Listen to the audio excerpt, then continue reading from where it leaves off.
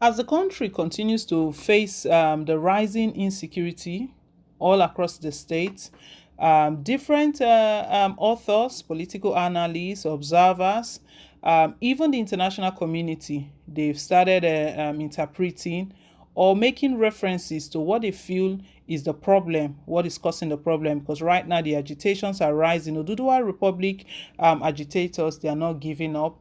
IPOB neither. Biafra, that's the indigenous people of Biafra, they are not giving up as well. We know rallies upon rallies have been held for Oduduwa Republic. And IPOB, they've been locked in a battle with the federal government. You know, the federal government have actually proscribed the indigenous people of Biafra as terrorists. Something that is really, really surprising, quite surprising.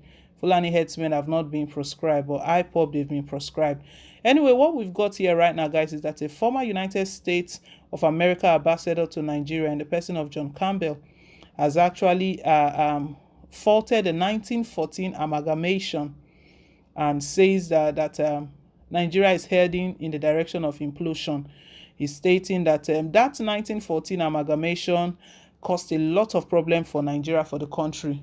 Some persons are of the opinion that it's the constitution. One of the biggest problem that the country is going through is as a result of that constitution, which was stated that it was a group of military men, soldiers, the northern soldiers, who put together that constitution, the constitution that does not cover or does not really speak for the public, for the masses. The country is facing a major challenge, major challenge. We don't know what will happen. Only God knows if the country is eventually going to divide. You know, a son, a senior advocate, the person of Robert Clark, it was about a week ago that he stated that over his father's grave, that Nigeria will not last another 6 months, that the country is going to divide, the country is going to break in the midst of all of these agitations. But the one thing that the federal government, they've not really looked at is that they've not even addressed the root cause of these agitations, is injustice.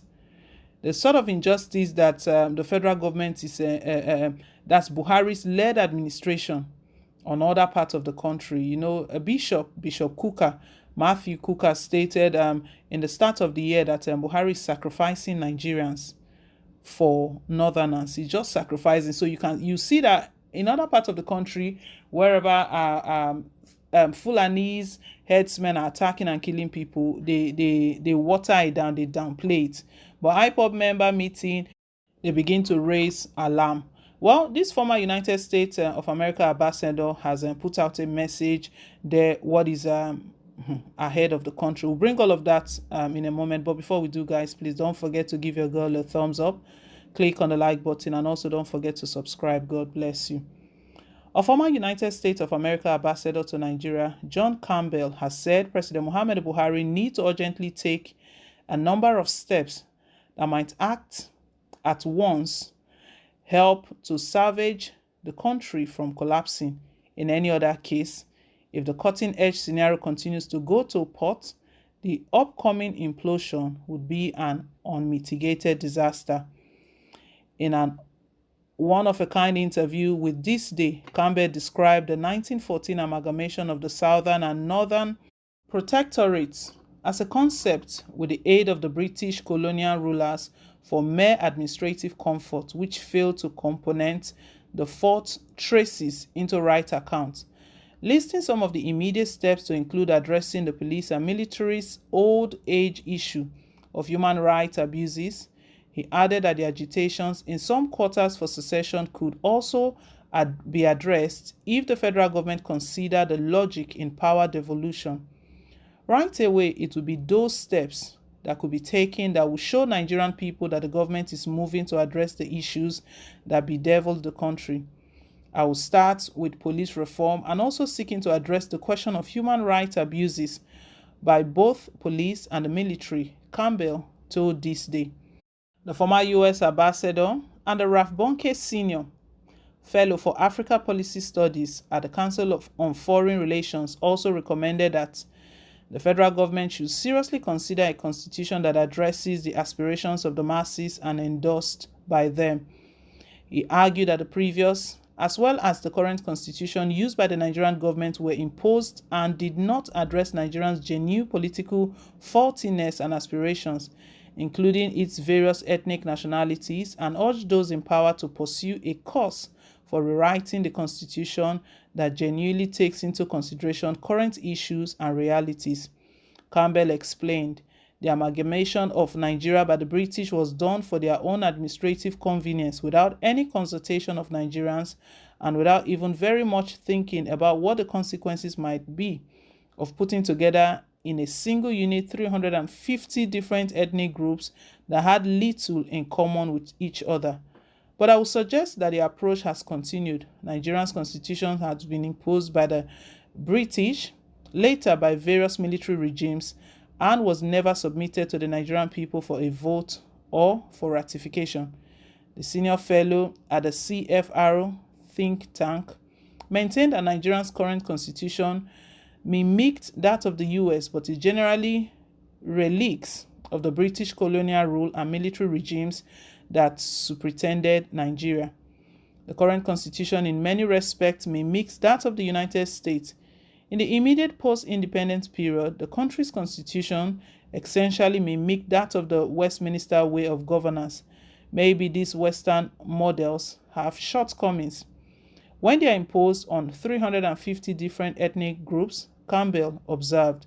He, however, warned that if the government and the political class remain indifferent to the current nationwide crisis, Nigeria might end up in what he described as an unmitigated disaster. According to him, implosion of the country will be an unmitigated disaster. Whether that occurs or not is very largely up to Nigerians themselves and to their political leadership. The specific issue that I think is most dangerous at present is the deterioration of the security across the country.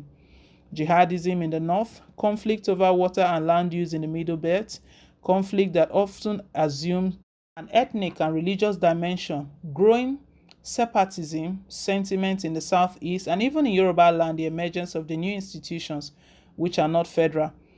I'm talking in particular of the sort of quasi-security force that is a number of the Yoruba governors have put together, insisting on a constitution that reflects the aspiration of Nigerians and the current realities. Campbell noted that the true federalism, where the states are less dependent on the central government, will serve the nation better. I think if there were genuine federalism in Nigeria, much of the agitation for ethnically based separatism would go away. What are the enemies of genuine federalism? First of all, the entities that make up a federal republic need to be able to raise their own revenue and not to be dependent on the central government for revenue. And now, almost all of the states are. I think only Lagos State, in fact, is able to raise much, though not all of the revenue it needs, he further explained. The constitution is faulty. Everyone has been raising that alarm that that constitution has to be amended. Even a cleric, Paula Adefarasi, stated is that even if an election, eventually the 2023 general election take place and a winner is declared by INEC, that no one should assume power until that constitution is taken care of. That is what the former United States of America ambassador to Nigeria is stating, and he has faulted the 1914 amalgamation.